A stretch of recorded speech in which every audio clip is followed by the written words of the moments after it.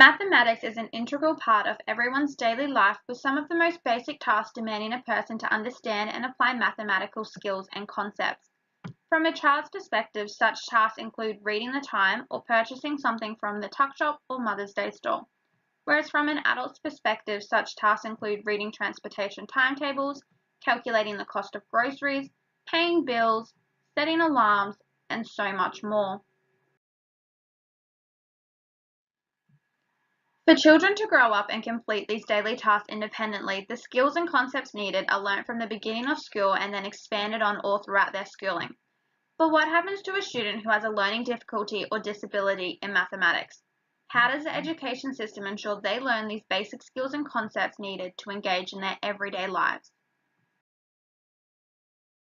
A mathematics learning difficulty is where a person displays difficulty with one or more tasks related to numeracy and math competencies, such as acquiring competence and confidence in number concepts, understanding the number system, symbols, and operations, recalling basic facts and formulas, and reading and understanding instructions and word problems.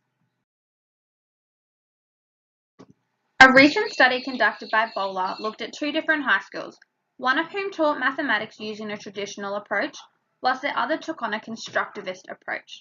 The results showed that the students from the school implementing a traditional approach did not learn as much as the students from the other school, with the main factor being that they did not understand in depth what they had learned. Furthermore, because of the traditional teaching, teachers unconsciously created a wait to fail model, where they waited until the student had failed, in this case relating the mathematical concepts to real-world situations, before they intervened. However, these students did still learn a great deal from their education, such as how to reproduce procedures and how to follow and implement textbook cues. Direct teaching still has its place in the teaching of mathematics, and the argument being put forward by Bowler is that the most effective approach is one that combines important and successful aspects of direct teaching with the most meaningful and motivating components of student-centered constructivist approaches. The Australian curriculum states that under the obligations of the Disability Standards for Education, teachers must ensure that all students with disabilities are able to participate in the Australian curriculum on the same basis as their peers through rigorous, meaningful, and dignified learning programs. For teachers to ensure that all students can participate in the Australian curriculum, they must firstly know their students. Teachers must be able to identify or recognise students who have a learning difficulty or disability in mathematics. But how do they do this? One way to identify a learning difficulty or disability is through both informal and formal diagnostic tests. It is important to note, however, that a teacher cannot diagnose a student with a learning disability. At a surface level, informal diagnostic tests include teacher observations and/or work samples and assessment pieces of the student that compares their performance against a point in the curriculum. When it comes to formal diagnostic tests, the type of testing used varies across different states due to legislative requirements of the education system or government. A snapshot into some of these formal tests includes Key Math, the Wide Range Achievement Test or RAT test, the Test of Early Mathematics Ability, the Comprehensive Mathematical Abilities Test, PAT-M test, and so many more.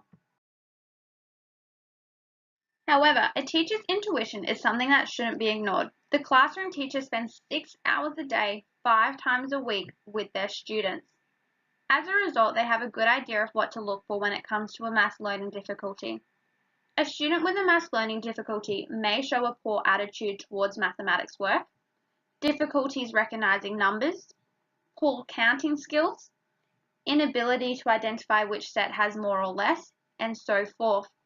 However, each student is unique and no single description or profile can represent a student with a mathematical learning difficulty or disability. So what strategies can be used to assist these students? Speld suggests the need to focus on providing explicit instruction, encouraging students to represent information in math problems in a variety of ways, using concrete materials and manipulatives, making use of web-based and software technology, and explicitly teaching the language of maths.